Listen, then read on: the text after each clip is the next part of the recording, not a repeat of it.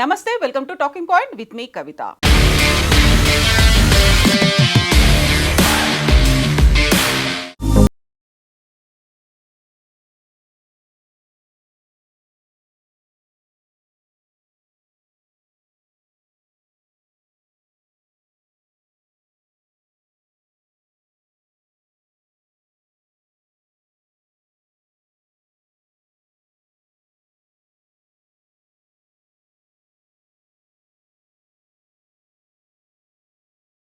పురాణాలను, science and టెక్నాలజీని మిళితం చేసి నాగ్ అశ్విన్ సృష్టించిన మాయాజాలం ఈ చిత్రం.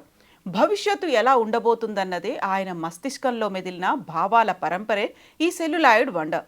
ఇందులో మోక్ష నగరి కాశీ కనిపించింది. సప్త చిరంజీవుల్లో ఒకరైన అశ్వత్థామ కూడా కనిపిస్తారు.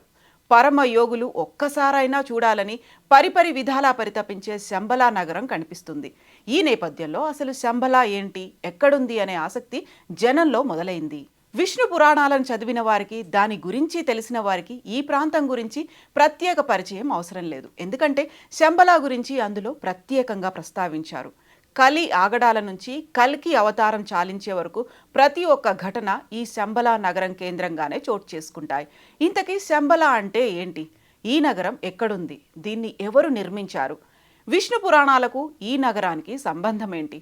ప్రపంచ నియంత హిట్లర్ ఈ నగరంపై ఎందుకు మనసు పడ్డాడు?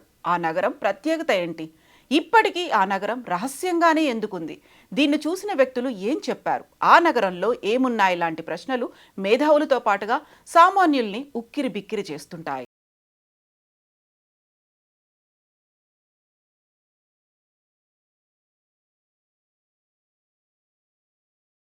నగరం గురించి తెలుసుకునే ముందు మనం ఒకసారి విష్ణు పురాణాల్లోని కలి ప్రభావం, కల్కి అవతారాల గురించి తెలుసుకోవాలి.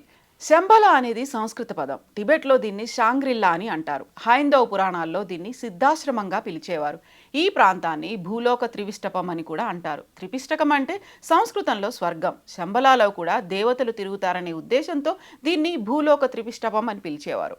ఆ పేరే ఇప్పుడు అనేక రకాలుగా మార్పు చెంది టిబెట్గా మారింది. టిబెట్ మన ఇండియాకు ఉత్తర దిక్కున ఉన్న సంగతి తెలిసిందే. దీన్నే రూఫ్ ఆఫ్ ది వరల్డ్ అని కూడా అంటారు. ఎత్తైన పీఠభూములు కల ఈ ప్రాంతంలో బౌద్ధులు ఎక్కువగా నివసిస్తుంటారు. దీని సరిహద్దుల్లోనే చైనా భూభాగంలో ఉన్న కైలాస పర్వతం, మానస సరోవరం సమీపంలోనే రహస్య నగరం శంబలా ఉందని అంటారు. దీన్ని కేవలం కొంతమంది మానవులు మాత్రమే వీక్షించగలరు, ప్రవేశించగలరు. పురాణాల ప్రకారం శంబలా భూలోక స్వర్గం. లక్షల సంవత్సరాల క్రితమే ఈ నగరం ఆవిర్భవించిందంటారు. ఇక్కడ ప్రకృతి పరవశింపచేస్తుంది. వృక్షాలు, పరిమళాలు వెదజల్లుతాయి. శంబలా నగరవాసులు దీర్ఘాయుష్కులు, సదా యోగ ధ్యానంలో ఉంటారు. వారి తపోఫలంగానే భూలోకం మనుగడ సాగిస్తుందని పురాణాలు చెబుతున్నాయి. అధర్మం పెచ్చరిల్లి ధర్మానికి ఆపద ఏర్పడినప్పుడు శంబలాలోని యోగులు ఈ లోక పరిపాలనను తమ ఆధీనంలోకి తీసుకుంటారని విశ్వసిస్తారు. కలియుగం అంతరించే దశలో శ్రీ మహావిష్ణువు శంబలా నగరంలో జన్మిస్తాడని విష్ణు పురాణం చెబుతోంది. ఇక్కడ నివాసం ఉంటున్న విష్ణుశయనుడు అనే పండితుడు ఇంట కల్కి రూపంలో అవతరిస్తాడట. తెల్లటి గుర్రాన్ని ఎక్కి ఖడ్గాన్ని ధరించి తన పరాక్రమంతో దుష్టుల్ని సంహరించి లోకంలో తిరిగి ధర్మాన్ని ప్రతిష్ఠిస్తాడని, అప్పటి నుంచి సత్యయుగం పునః ప్రారంభమవుతుందనేది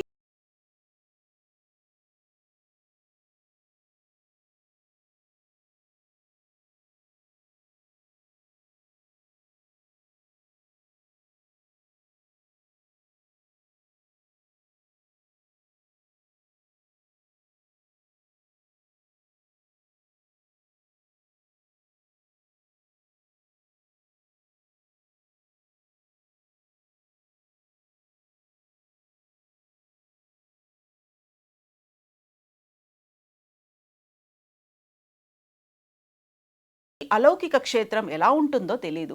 ఈ కలియుగంలోనూ ఇక్కడ ధర్మం 4 పాదాల నడుస్తుందట. దేవతలు సైతం అడపాదడపా శంబలకు వచ్చి విహరిస్తుంటారని చెబుతుంటారు. బలవంతులు, సంపన్నులు దీన్ని చేరుకోలేరు. యోగ సాధనలో సుషుమ్న నాడిని వశపరుచుకున్న యోగులకు శంబలా నుంచి ఆహ్వానం అందుతుండట. యుగాలుగా అక్కడే ఉన్న మహా తపస్సులు దిశానిర్దేశం చేస్తూ వారిని రప్పించుకుంటారట. అగస్త్యుడు, వశిష్ఠుడు, మార్కండేయ, జమదగ్ని, విశ్వామిత్రుడు, అశ్వత్థామ వంటి మహారుషుల నుంచి నేటి అచ్యుతానంద, విశుద్ధానంద, మౌనస్వామి తదితర యోగులు, ఋషులు ఇక్కడే తపస్సాచరించారు. అంతేకాదు అత్యంత పవిత్రమైన శంబల నగరాన్ని కనులారా వీక్షించారు. మన పురాణాల్లో శ్రీరామాయణ బాలకాండలో విశ్వామిత్రుడు రామలక్ష్మణులను యాగం కోసం అడవులకు తీసుకెళ్తూ సిద్ధాశ్రమానికి తీసుకెళ్తాడు. వారితో అక్కడ తపస్సు చేయించి సిద్ధిని ప్రసాదిస్తాడు.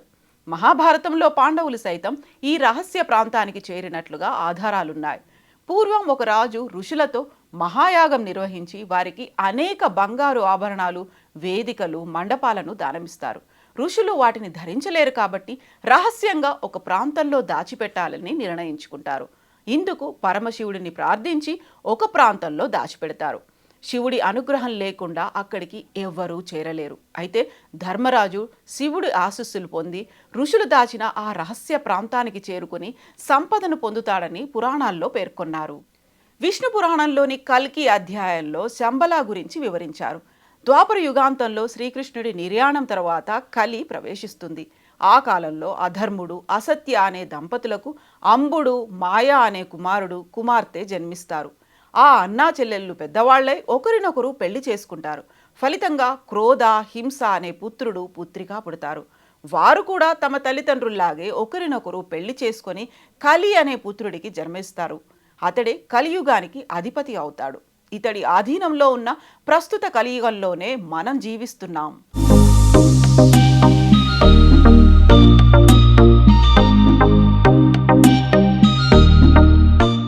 కలికాలంలో అధర్మం, అన్యాయాలు విపరీతంగా పెరుగుతాయి. నూనె కారుతున్నట్లుగా ఉండే నల్లని శరీరం, కాకి వంటి కడుపు, నల్లని సొరంగం వంటి నోరు, ఎర్రని మిడిగుడ్లతో ఉండే కలి శరీరం నుంచి నిత్యం అశుద్ధపు దుర్వాసన వస్తుంది. జూదం, మద్యపానం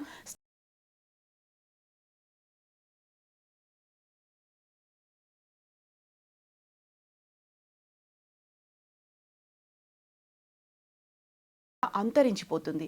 ఎవరైతే కిరాతకమైన బుద్ధులతో ఉంటారో వాళ్లలోకి కలి ప్రవేశించి నీచమైన పనులు చేయిస్తుంటాడు. అలా 4 పాదాలుగా మానవలోకం పాపాల పుట్టగా మారి ప్రజలు క్షుద్ర పూజలతో ప్రతికూల శక్తులను పూజించడం మొదలు పెడతారు. దీంతో దేవతలు శ్రీ మహావిష్ణువును ఆశ్రయించి లోకాన్ని రక్షించాలని వేడుకుంటారు. కలికి అవతారంతో కలియుగంలోకి ఈ మేరకు శ్రీ మహావిష్ణువు దేవతలకు ధైర్యం చెబుతూ భరతవంశంలో శంబల అనే నగరంలో జన్మిస్తానని చెబుతాడు. ఆ నగరంలో విష్ణుయశుడు, సుమతి అనే పవిత్రమైన దంపతులకు పుత్రుడిగా జన్మిస్తానని అంటాడు. లక్ష్మీదేవి సింహళ ద్వీపంలో పద్మావతిగా అవతరిస్తుందని పేర్కొంటాడు. ఇచ్చిన మాట ప్రకారం విష్ణుయశుడు, సుమతిలకు 4 చేతులతో మహావిష్ణువు జన్మిస్తాడు. పవిత్ర గంగా ప్రక్షాళనతో ఆ 4 చేతులు 2 చేతులవుతాయి. మృత్యుంజయుడైన మార్కండేయుడు కల్కి అని నామకరణం చేస్తాడు. ఉపనయనం తర్వాత కల్కి తండ్రి వద్ద సెలవు తీసుకొని శాస్త్ర విద్య, వేదాలు నేర్చుకోవడానికి ప్రయాణమవుతాడు.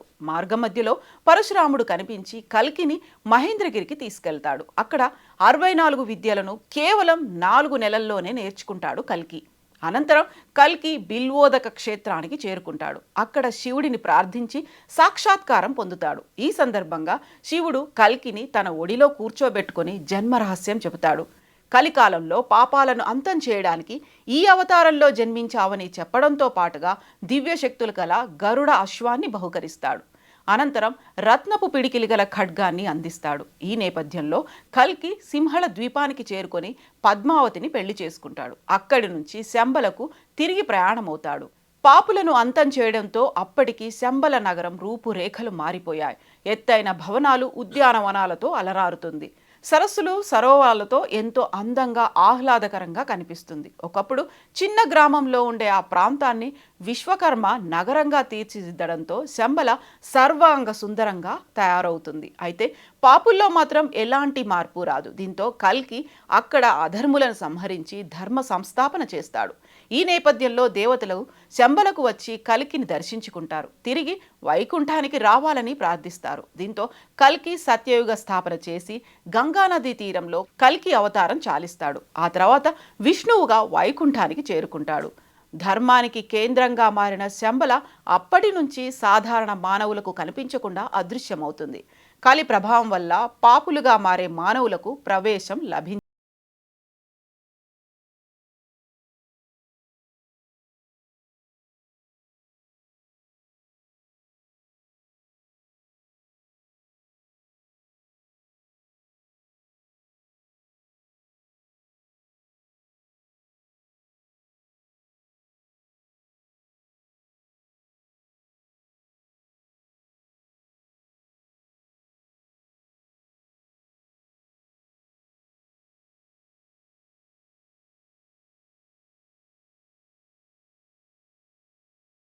ప్రవేశం లభిస్తుందంటారు.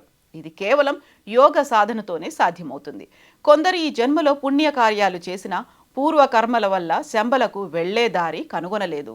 విచిత్రం ఏంటంటే ఈ సైన్స్ యుగంలో కూడా కొందరు శంబలలోకి ప్రవేశించి అక్కడి అద్భుతాలను చూసి వచ్చారు. ఇందుకు వారి దగ్గర తగిన ఆధారాలు కూడా ఉన్నాయని చెబుతున్నారు. 1889లో జన్మించిన ఆనందమయి హిమాలయాల్లో సుమారు 20 నుంచి 25 అడుగుల ఎత్తుగల మనుషులను చూశామని చెప్పడం గమనార్హం. వారంతా 5000 ఏళ్ల నాటి ద్వాపర యుగానికి చెందిన మనుషులమని పేర్కొన్నారు. రష్యాకు చెందిన హెలీనా హిమాలయాల్లోని అతి రహస్యమైన ప్రదేశాల అన్వేషణలో భాగంగా శంబలకు చేరుకున్నారు. ఆనందమయ్య చెప్పినట్లే ఆమె ద్వాపర యుగం నాటి మనుషులను చూశానని తెలపడం గమనార్హం. ఈ విషయాన్ని ఆమె రాసిన ISIS unveiled, the secret doctor అనే పుస్తకాల్లో రాశారు. వారితో ఉన్న కొన్ని ఫోటోలను కూడా ఆ పుస్తకంలో ప్రచురించారు. ఈ పుస్తకాలను మీరు ఆన్లైన్లో పోర్టళ్లలో కూడా కొనుగోలు చేయొచ్చు. తమిళనాడులోని కుర్తాళానికి చెందిన మౌనస్వామి కూడా శంబలా సిద్ధాశ్రమంలో తపస్సు చేశారు. 1974లో నికోలస్ రోరిచ్ అనే ఒక రష్యా పరిశోధకుడు శంబలా నగరంపై అధ్యయనాలు చేసి పలు రహస్యాలను తెలుసుకున్నాడు. ఆయన పరిశోధనలు ప్రపంచవ్యాప్తంగా వైరల్గా మారాయి. దీంతో శంబలా నగరం గురించి జర్మన్ నియంత్ర అడాల్ఫ్ హిట్లర్కు కూడా సమాచారం అందింది. అల్టిమాతులే అనే టీంను జర్మన్ నియంత అడాల్ఫ్ హిట్లర్ హిమాలయాలకు పంపి పరిశోధనలు చేయించాడు. అయితే వారి శ్రమ ఫలించలేదు. శంబలా నగరాన్ని కనుగొనలేక వెనుతిరిగారు. చాలా ఏళ్ల తర్వాత మళ్ళీ శంబలా నగరాన్ని చూసిన వ్యక్తుల్లో ఒకరు వడ్డిపర్తి పద్మాకర్. 1980లో ఆయన హిమాలయాల్లోని ఒక గుహలో కఠోర తపస్సు చేస్తున్నప్పుడు విపరీతమైన మంచు తుఫాన్ ఏర్పడిందని, ఆ వాతావరణాన్ని తట్టుకోలేకపోతున్న సమయంలో ఒక సుమారు 20 అడుగుల ఎత్తైన వ్యక్తి తన తలను పట్టుకుని జనావాసాలు ఉన్న ప్రాంతంలో వదిలి వెళ్ళిపోయాడని ఆయన తెలిపినట్లు సమాచారం. దివ్య దృష్టి గల వ్యక్తులకు శంబలలోకి ప్రవేశం సులభమని, ఇది కేవలం యోగ సాధనతోనే సాధ్యమని పురాణాల్లో పేర్కొన్నారు. అయితే ఇప్పటి వరకు వెళ్లిన వ్యక్తులు కేవలం శంబలా నగరంలో మనుషులను మాత్రమే చూసి వచ్చినట్లు తెలుస్తోంది. అసలైన రహస్య నగరంలోకి అడుగు పెట్టడం వారికి సాధ్యం కానట్లు సమాచారం. శంబలా నగరం ఓ అద్భుత కట్టడం. శంబలా నగరం మానస సరోవరం కైలాస పర్వతానికి అతి సమీపంలో అదృశ్య రూపంలో దాగి ఉంది.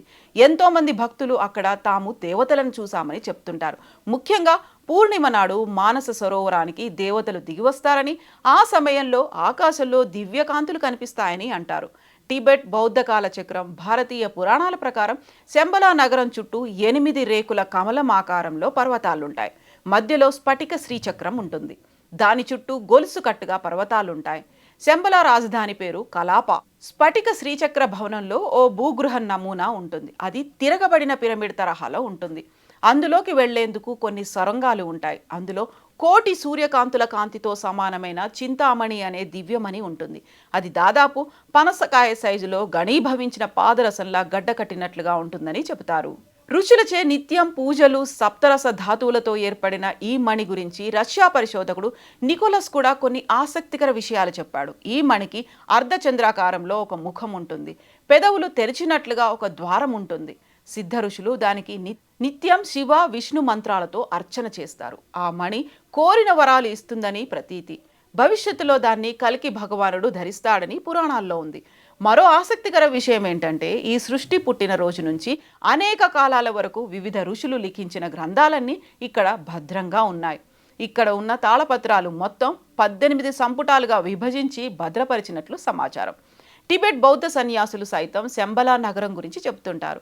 మణిపద్మహం అనే మంత్రాన్ని వీరు నిత్యం జపిస్తారు. అయితే శంబలా నగరం నిజంగానే ఉందా, దాన్ని చూసామని చెబుతున్న వ్యక్తుల వాదనతో ఏకీభవించవచ్చా అనేది ప్రత్యక్షంగా చూస్తే కానీ చెప్పలేం.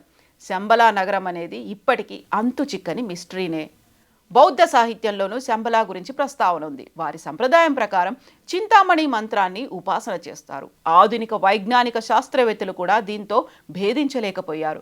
ఈ నగరంలో 12 గంటల ప్రయాణం బాహ్య ప్రపంచంలో 2 వారాలకు సమానం. ఈ నగరాన్ని అన్వేషించడానికి బయలుదేరిన ఓ బృందానికి వింత అనుభవం ఎదురైందన్న కథ ప్రచారంలో ఉంది. శంబలకు చేరువైన తర్వాత బృంద సభ్యులకు అకస్మాత్తుగా వయసు పెరగడం ప్రారంభమైందట. కొన్ని దశాబ్దాల వయసు పెరగడంతో వెనక్కి వచ్చిన తర్వాత కూడా వయోభారంతో కన్నుమూశారట. ఇక పాశ్చాత్యులు శంబలను forbidden land, hidden city, the land of white waters తదితర పేర్లతో పిలుస్తారు. అలెగ్జాండ్రా డేవిడ్ హెన్రిచ్ హిమ్లర్ వంటి ఎంతో మంది పాశ్చాత్యులు ఈ నగరాన్ని చేరుకోవాలని, అక్కడి విశేషాలు తెలుసుకోవాలని తీవ్ర ప్రయత్నాలు చేశారు, కానీ సాధ్యపడలేదు. శంబలా నగర విశేషాలపై 1933లో జేమ్స్ హిల్టన్ అనే ఆంగ్ల రచయిత లాస్ట్ హొరైజన్ అనే నవల రాశారు. ఈ నవల ఆధారంగా అదే పేరుతో 1973లో హాలీవుడ్ చిత్రం కూడా వచ్చింది. ఇలా అనేక మహాద్భుతాలు, విశిష్టతలు, మహిమాన్వితాలు కల శంబల ఇప్పటికీ సామాన్యులకు అంతు చిక్కని రహస్యమే.